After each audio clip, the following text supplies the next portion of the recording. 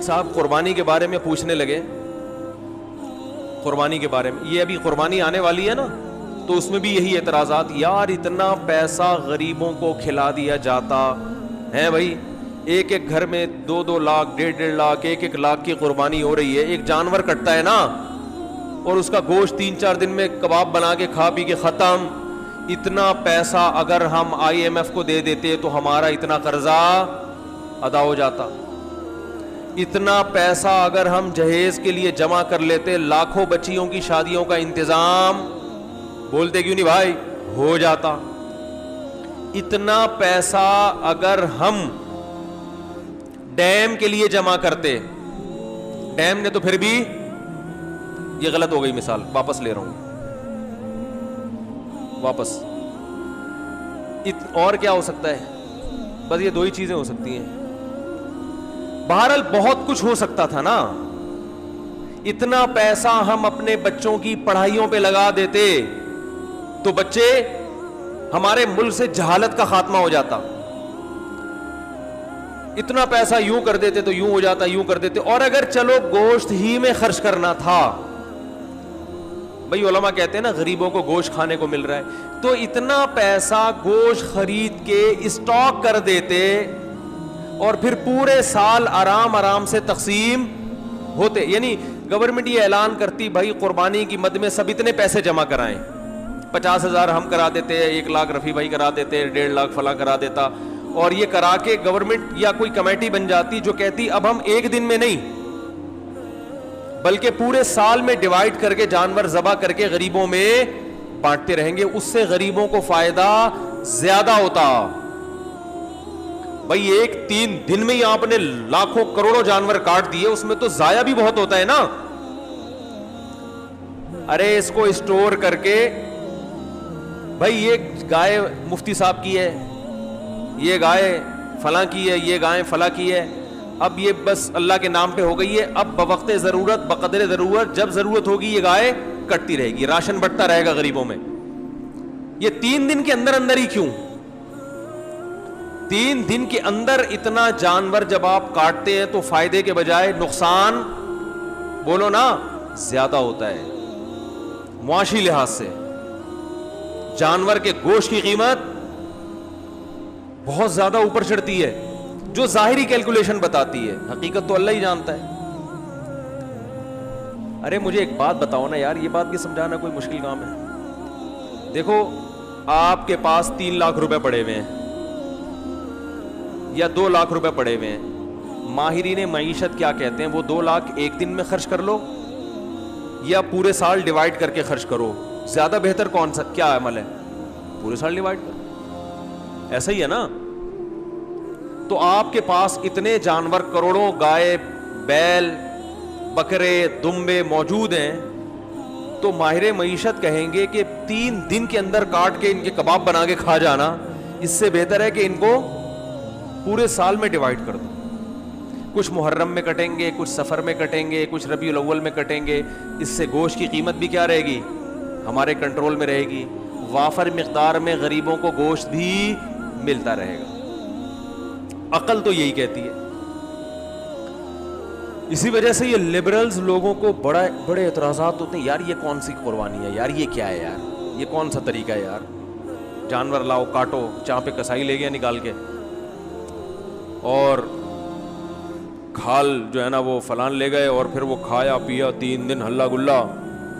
کچھ لوگ اسٹور کر لیتے ہیں لیکن وہ بھی اپنے لیے کرتے ہیں, غریبوں کے لیے تھوڑی کرتے ہیں. محرم میں حلیم پکا دیا اس سے, بس اس کے بعد نہیں چلتا وہ. تو یہ کیا ہو رہا ہے. دوسری بات, گوشت خرید کے اگر وہ سستا پڑتا ہے, جانور خرید کے کاٹ کے کھایا جائے تو وہ اور زیادہ مہنگا پڑتا ہے. تو یہ کروڑوں روپے کا سرمایہ اس طرح بھی ہلاک ہو رہا ہے. ارے یہی بکرا آپ عام دنوں میں خریدو آدھی قیمت میں ملے گا, بلکہ گوشت خریدو تو اور سستا ملے گا, اور گوشت بھی اپنی مرضی کا ملے گا. جو سری پائے کے عادی نہیں ہیں وہ سری پائے نہ خریدیں, لیکن یہی آپ بقرعید والے دن خریدو تو ڈبل قیمت پہ. کیا خیال ہے بھائی؟ اور اگر کاٹنا ہی تھا تو جو لنگڑے لولے جانور ہیں ان کو کاٹ دو, گوشت تو سب میں ایک ہی جیسا نکلتا ہے نا. ارے کسی کا جانور لنگڑا ہے, اندھا ہے, کاڑا ہے, کنکٹا ہے, وہ تو ویسے ہی گوشت پہ تھوڑی کوئی اثر پڑتا ہے. جانور اندھا ہو, گوشت تھوڑی اندھا ہے. لیکن شریعت نے کیا کہا؟ معذور جانور کی قربانی بولو بھائی نہیں. یہ تو ایک اور اعتراض ہمارے لیے کھڑا کر دیا. تو اتنے سارے اعتراضات قربانی پہ ہوتے ہیں, ان سب کا ایک ہی جواب ایک حدیث میں موجود ہے. صحابی نے پوچھا یا رسول اللہ یہ قربانی کیا ہے؟ آپ نے فرمایا سنت ابیکم ابراہیم, تمہارے باپ ابراہیم کی سنت, بس اور کوئی لاجک نہیں ہے. جب اللہ نے ابراہیم علیہ السلام کو حکم دیا بیٹے کو ذبح کرو, تو اس کی کوئی لاجک سمجھ میں آتی ہے؟ ابھی تو گائے کاٹنے کا کہا جا رہا ہے, بیٹا کاٹنا تک کا تو کوئی تک بنتا ہے ہی نہیں. بھائی بیٹے کو کاٹنے کا حکم دیا جائے, یہ کسی لبرل کو آپ سمجھا سکتے اس کی حکمت ہے؟ بھائی اقوام متحدہ کو قائل کر سکتے ہو کہ بیٹا کاٹنا بھی اس کی کوئی تک بنتا ہے اس کا؟ وہ مانیں گے؟ ہے بھائی کسی کو بھی بٹھا کے سمجھاؤ یار فلاں کو اللہ نے حکم دیا بیٹا کاٹو, تو آپ فوراً کہو گے یار ہو سکتا ہے وہ بیٹا چور ہو معاذ اللہ, یا وہ بیٹا اتنا بڑا مجرم ہو کہ اس نے کئی لوگ کاٹ چکا ہو. تو اب باپ کو کہا جا رہا ہے اس بیٹے کو کاٹو تاکہ مزید لوگ نہ کٹیں, ڈاکو ہو, چور ہو, ہے نہ. بھائی وہ بیٹا بھی کون ہے؟ اسماعیل پیغمبر کا بیٹا, اور جس کے بارے میں بشارت دی گئی تھی کہ بطور انعام کے دیا جا رہا ہے آپ کو, آپ کی قربانیوں کا صلہ ہے یہ بیٹا, بطور گفٹ, جس کے اچھا ہونے میں دو رائے نہیں ہو سکتی. ایسے بیٹے کے بارے میں حکم دیا جا رہا ہے ابا کو کہ اس بیٹے کو کیا کر دو؟ ذبح کر دو. آپ کہہ سکتے ہیں ہو سکتا ہے بچے کا امتحان لیا جا رہا ہو کہ یہ بچہ کتنے پانی میں ہے, کاٹنے کا اصل حکم نہ ہو بلکہ اللہ دیکھنا چاہ رہے ہو کہ بچہ آگے سے رسپانس کیا کرتا ہے. تو بچے نے جواب کیا دیا تھا؟ یا ابت افعل ما تؤمر, اے ابا جو کہا گیا ہے عمل کر لیں. تو بچہ ایگزام میں کامیاب ہو گیا, اب اللہ کہتے ہیں بس نہیں کاٹیں. ہے بھائی تو جیسے ابراہیم علیہ السلام کو حکم دیا اپنے بیٹے کو کاٹیں, اس کی لاجک کچھ بھی نہیں ہے سوائے اس کے کہ ابراہیم بھی اللہ کے, بیٹا بھی اللہ کی مخلوق پہلے ہے, ابراہیم کا بیٹا بعد میں. تو اللہ کہہ سکتا ہے بھائی میں تو ویسے بھی کسی کو کسی وقت موت دے سکتا ہوں, آپ نہیں کاٹیں میں کسی اور حادثے سے ہلاک کر دوں. یہ تو مجھے اختیارات ہے نا, دیا بھی تو میں نے. یہ ثابت کرنے کے لیے کہ ابراہیم تو میرا بندہ ہے اور تیرا بیٹا بھی میرا غلام ہے. غلام کو جب حکم دیا جاتا ہے تو اس کے پاس کیوں کا آپشن نہیں ہوتا, بس یہ ثابت کرنے کے لیے کاٹو. تو ہمیں حکم دیا جا رہا ہے کہ بیٹے مت کاٹو بلکہ بیٹے تو مزید پیدا کرو, نسل بڑھانے کا حکم ہے نا. لیکن بیٹے کے بدلے میں جانور کاٹو, اور اس جانور پہ جو اعتراضات ہوں کہ کیوں کاٹنے کا حکم دیا جا رہا ہے, اتنے پیسے سے غریب کی شادی کرا دیتے. ایک تو غریب کی جب بھی مثال آتی ہے شادی کی آتی ہے بیچارے کی مثال, کیونکہ غریب کے ہر مسئلہ حل ہوتا ہے, شادی نہیں ہوتی بیچارے کی. غریب کو روٹی بھی مل جاتی ہے, لوگ زکوٰۃ فطرہ دے دیتے ہیں غریبوں کو, میں نے دیکھا ہے, بلکہ دیتے ہی غریبوں کو ہیں, تلاش کر کر کے غریبوں کو دیتے ہیں. ہر کام علاج بھی ہو جاتا ہے. غریب کا مسئلہ اٹکتا کہاں ہے؟ رشتہ لینے جائے گا, جتنا بھی ترس آ رہا ہو نا آپ کو, آپ بولے گا بھائی تو یہ 1 لاکھ مزید لے لے, پتلی گلی سے نکل یہاں سے, بیٹی نہیں دوں گا. تو غریب کے سارے مسائل کہاں کے کھڑے ہوتے ہیں. اس لیے میں مثال دیتا ہوں, غریب کی شادی نہیں ہوتی اس کی بیچارے کی, رشتہ نہیں دیتا کوئی, تو غریب بھی نہیں دے رہے ہوتے. کمال کی بات یہ غریب بھی نہیں دے رہے ہوتے اس کو. تو اس لیے میری زبان سے نکلتا ہی یہی لفظ ہے ہمیشہ. کیا بات کر رہا تھا میں؟ ہاں تو میں یہ عرض کر رہا تھا کہ لوگ کہہ سکتے تھے کہ یہ جو تم نے 1.5-2 لاکھ کا بیل خریدا ہے, اس سے کسی غریب کی شادی کرا دیتے, یا کھانا کھلا دیتے, یا کسی غریب بچی کو جہیز دے دیتے, یا فلانا کر دیتے, تو ٹمکانا کر دیتے. تو آپ ان سے بولو بھائی جب ابراہیم علیہ السلام کو اللہ نے حکم دیا تھا بیٹے کو ذبح کرو, تو ابراہیم علیہ السلام بھی اس قسم کے اشکال اگر کر لیتے تو وہ اللہ کے خلیل نہ بنتے, وہ معاذ اللہ نقل کفر شیطان کے دوست بن جاتے. تو آپ مجھے بھی شیطان کا دوست بنانے کی کوشش نہ کریں. اللہ نے حکم دیا کہ کاٹو, تو میں کیا کروں گا, کاٹوں. اور حج میں تو اس سے بھی زیادہ عجیب معاملہ ہوتا ہے. یہاں تو ہم گوشت کھا بھی لیتے ہیں, کھلا بھی دیتے ہیں. مینا میں جو کروڑوں لاکھوں جانور ذبح ہوتے ہیں وہ تو بیچارے اکثر ضائع ہو جاتے ہیں. لیکن عقل پرستوں کو اللہ نے یہاں ایک جواب دیا ہے کہ تم جو یہ فلسفے کیلکولیٹر لے کے بیٹھتے ہو نا کہ اتنے جانور اگر یوں ایکچولی یوں ہو جاتا تو ہر سال اگر کٹتے تو ایکچولی گوشت کی قیمتیں کنٹرول میں رہتی ہیں, اور ایکچولی یوں ہوتا اور اس سے اتنے غریبوں کے پیٹ بھر جاتے اور اس سے تو جانور ختم ہوتے ہیں. تو اللہ نے ابراہیم علیہ السلام کی سنت میں بتا دیا کہ ابراہیم نے اپنے بیٹے کو ذبح کرنے کے لیے لٹایا تھا نا, تو سب سے زیادہ نسل چلی کس کی ہے, اسماعیل کی, اور برکت کس میں ہوئی, اسی بیٹے میں. آئی بات سمجھ میں؟ کوانٹیٹی کے لحاظ سے بھی اور کوالٹی کے لحاظ سے بھی.